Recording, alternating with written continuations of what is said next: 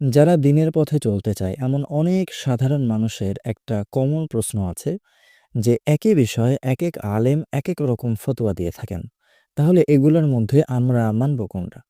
কেউ বলে জোরে আমিন বলতে হবে, কেউ বলে আস্তে আমিন বলতে হবে, কেউ বলে নামাজের মধ্যে রফুল ইয়াদাইন করতে হবে, কেউ বলে নামাজের মধ্যে রফুল ইয়াদাইন করলে মাকরুহ হবে, কেউ বলে সম্মিলিত মোনাজাত করা হারাম, কেউ বলে সম্মিলিত মোনাজাত করা জায়েজ।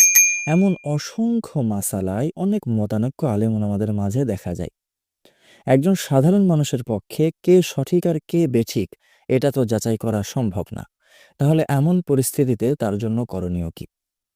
তো এই ক্ষেত্রে একটা সহজ উপায় আছে। উপায়টা হলো যে যখন একই মাসালার ক্ষেত্রে অনেকগুলা ফতোয়া থাকবে, অনেকগুলা পদ্ধতির কথা উল্লেখ থাকবে, তখন সবগুলোর মধ্যে যেটা সবচেয়ে সতর্কতাপূর্ণ সেটা অবলম্বন করা। উদাহরণস্বরূপ, এক শ্রেণীর মতে আসরের নামাজ শুরু হয় যখন প্রত্যেকের ছায়া তার সমপরিমাণ হয়।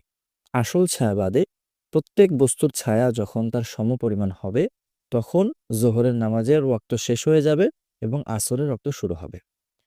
আরেক দলের মতে প্রত্যেকটা বস্তুর ছায়া তার মূল ছায়া বাদে যখন দ্বিগুণ হবে, তখন আসরের ওয়াক্ত শুরু হবে। তো এই মতানৈক্যের কারণে দেখা যায় যে আসরের ওয়াক্ত কারো মতে কথার কথা ৩টায় শুরু হচ্ছে, তো আরেক দলের মতে ৩টা ৪৫-এ শুরু হচ্ছে। একটা বেশ সময় তাদের মাঝে গ্যাপ চলে আসছে। তো এখন দেখুন, এখানে আসরের ওয়াক্ত নিয়ে মতানৈক্য। কারো মতে ৩টা, কারো মতে ৩টা ৪৫। তাহলে সাধারণ মানুষ সে তো এটা বুঝবে না যে কে সহিহ হাদিস অনুযায়ী কথা বলছে আর কে ভুল ফতোয়া দিচ্ছে। এটা তো সে বুঝতে পারবে না। তাহলে সে কি করবে? তাহলে এখন দেখুন, তার জন্য এই ২টা ফতোয়ার মধ্যে যেটা সতর্কতাপূর্ণ সেটা সে আমল করবে। আর সেটা কি? সেটা হচ্ছে ৩টা ৪৫-এ আসরের নামাজ পড়া। কেউ যদি ৩টায় নামাজ পড়ে, তাহলে এক শ্রেণীর মতে তো তার নামাজটা সঠিক হবে, কারণ ৩টায় নামাজের ওয়াক্ত শুরু হয়ে যায়। কিন্তু আরেক শ্রেণীর আলেমদের মতে তার নামাজটা কিন্তু সঠিক হবে না। কারণ তাদের মতে ৩টা ৪৫-এর আগে তো ওয়াক্তই আসে না, আর ওয়াক্তের আগে তো নামাজ হওয়া সম্ভব না। কিন্তু সে যদি ৩টা ৪৫-এ নামাজ পড়ে, তাহলে যারা বলে ওয়াক্ত শুরু ৩টায়, তাদের মতেও নামাজটা সঠিক হবে। কারণ ওয়াক্ত শুরু হওয়ার পর যতক্ষণ ওয়াক্ত থাকবে কোনো একটা সময় নামাজ পড়লে তো তার নামাজটা জায়েজ হয়ে যাবে।